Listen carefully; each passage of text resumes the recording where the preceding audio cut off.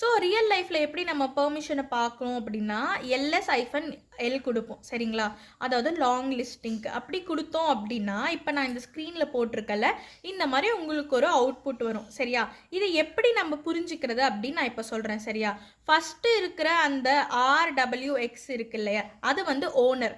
இப்போ RWXனா full access இருக்குது அப்படின்னு அர்த்தம். அவங்களால ரீடும் பண்ண முடியும், ரைட்டும் பண்ண முடியும், எக்ஸிக்யூட்டும் பண்ண முடியும்.